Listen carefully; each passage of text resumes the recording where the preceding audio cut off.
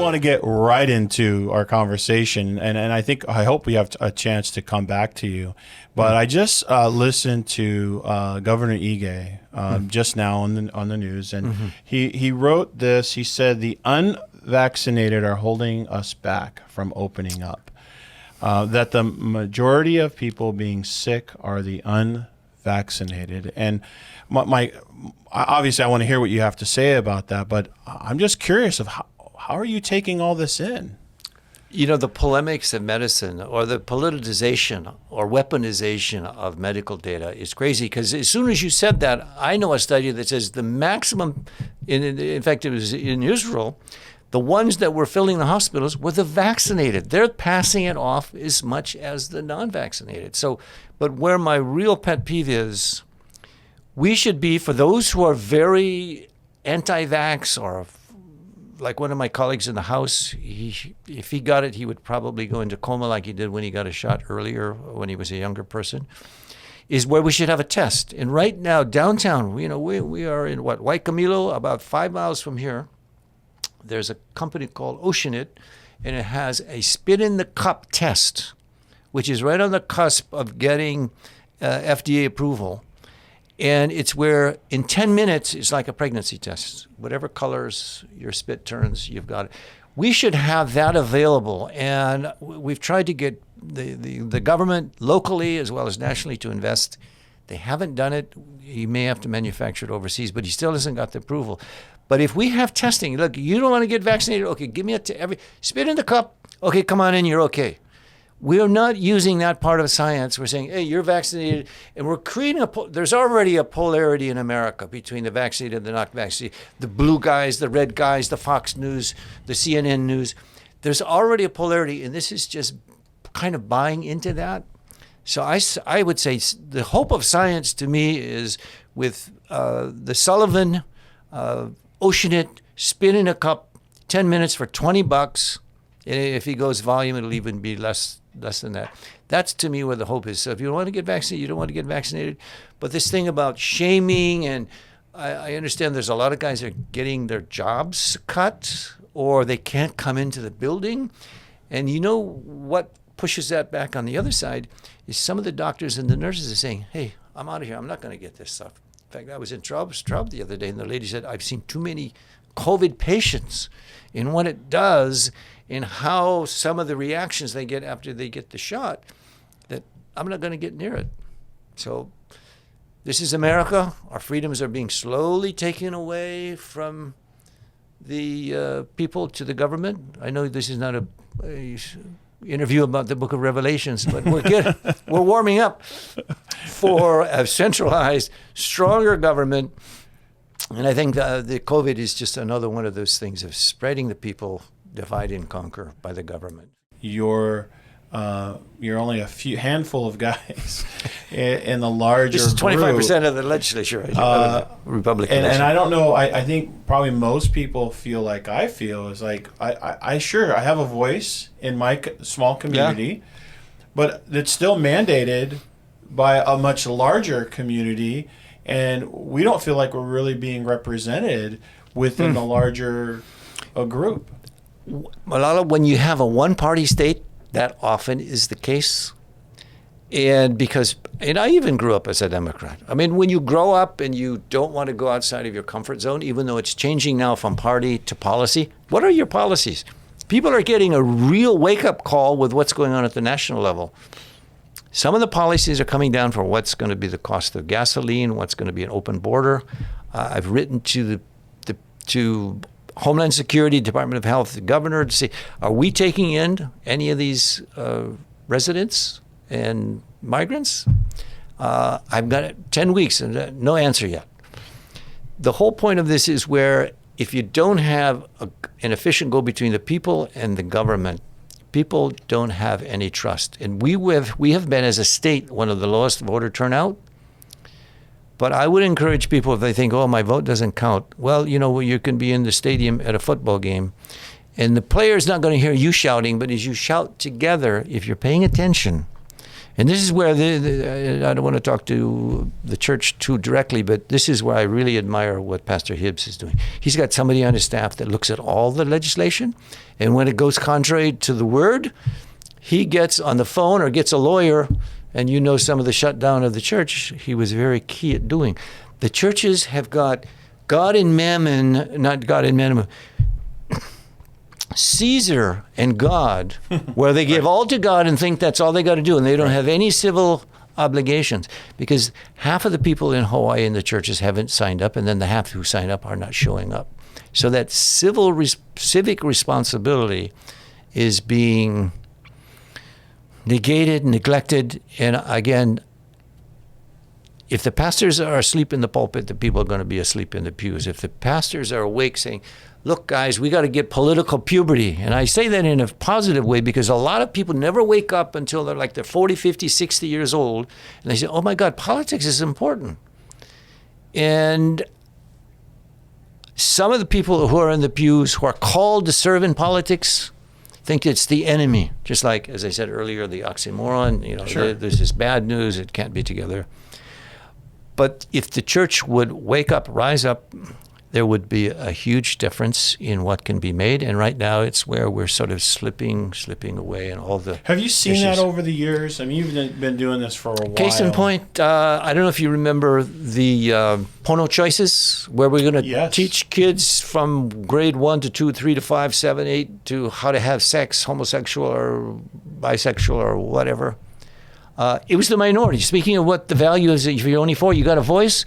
We spoke out. I was the first one on the floor to speak out on that. And then Representative McDermott worked with the BOE, worked with the, I call them the mama bears, the mothers who came out like they are coming out in Virginia for the critical race theory. Right. And they're saying, no, we're not going to put up with this stuff. It's not going to happen. So that stuff where the voice really makes a difference has made a difference. It comes back to real people. It comes back to, as you have said before, you're talking to business owners, you're talking to, I'm sure, nurses and doctors. We are the same. But my concern is that, yes, it's very political, but there's a risk. And the risk, I think that everyone is seeing now. They're seeing the increase in suicide, mental illness, so on. There's a damage that's being done. And although there is a monetary damage that's being done, there's also psychological. Yeah, the social, psychological, exactly.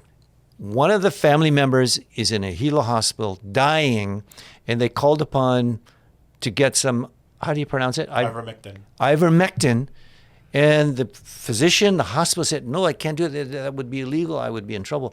They took a lawyer and said, we're suing you, doctor. We're suing you, hospital, because there is a right to try. I think that was a national issue, as well as, in fact, I introduced that one like 5-6 years ago.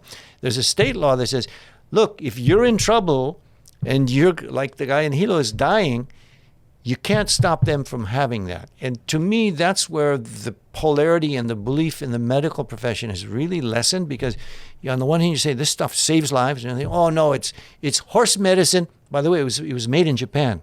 So it's a slap in the face of the Japanese, who were the scientists who came up with this ivermectin. I have seen people personally experience success. Not only success, like within 24 hours. Before they get it or after they get it? Before or right as they get it. Okay, so that's perfect. they well, some was taking it as a preventative, and others were taking it like once I get it, here's my regimen, right? And within literally 24 hours, they were feeling fine.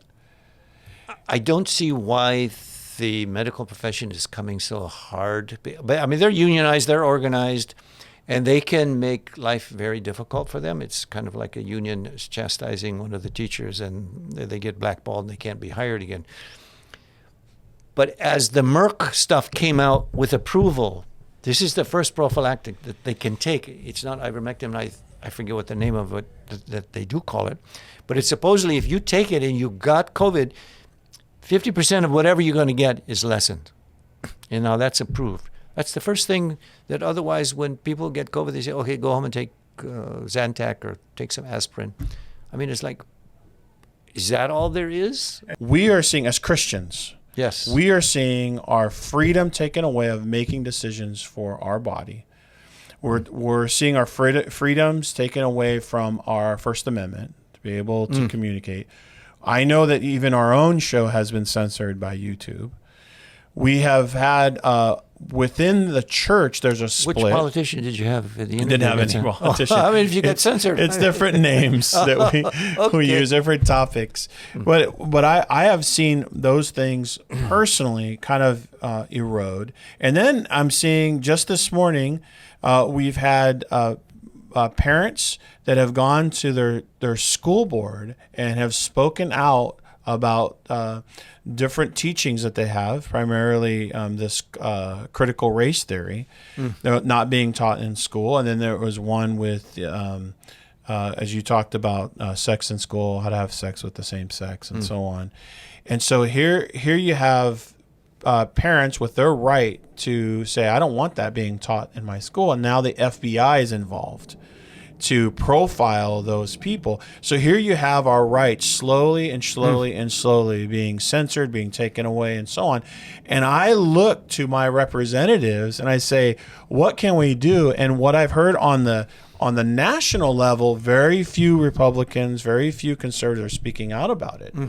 And here I am predominantly in 3 feet away from a Republican.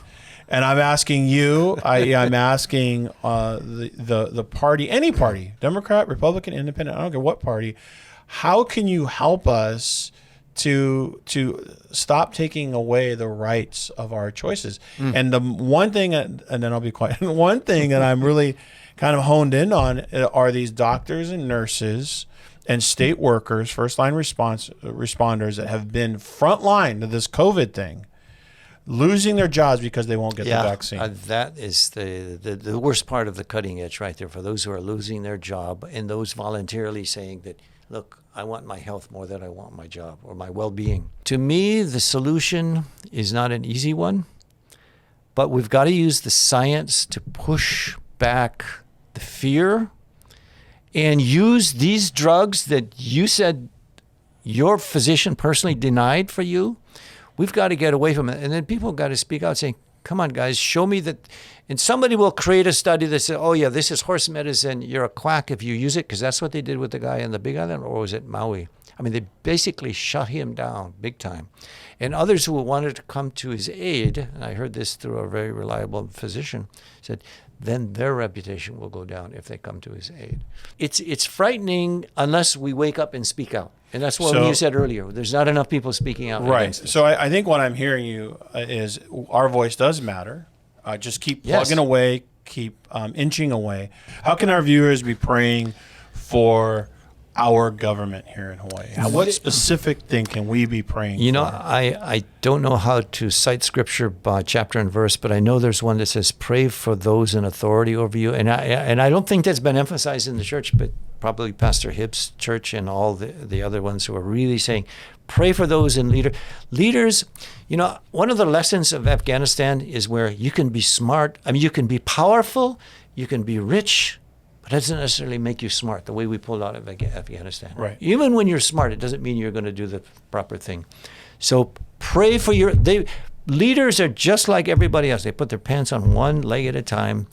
And if they don't have, I mean, look, the beginning of wisdom, the fear of the Lord is the beginning of wisdom. If you don't have, and I'm not saying that you got to believe in God to be smart, but if you don't have the wisdom of the Lord, you're going to be falling short in a number of ways. So pray for the wisdom of those who are legislators, those who are, you know, there's a price in working and, you know, waving on the highway and all the other stuff that they do, knocking on doors. Pray that they would be wise and do things according to what they were called to do. And I do think it's a calling. And if there's anybody out there who's called to serve in the electoral process, in the democracy process, don't think it's of the enemy. It's as glorious, is as much of a calling for those who are in the pulpit. God has got to have his people everywhere, but we've abandoned Hollywood, we've abandoned media, we've abandoned so much. We've given it to the enemy, and politics is one of those places where, hey, if you're a good Christian and a nice person, you can't go in there and fight and argue with them the way you are because you're supposed to be gentle and nice all the time. Well, no. There's a calling to be a preacher. There's a calling to be a politician. And I know that's contrary to the usual version of it, but I feel very strongly about that. Because once you're there, the Lord will equip you to do it and give you the vision to do it. Amen.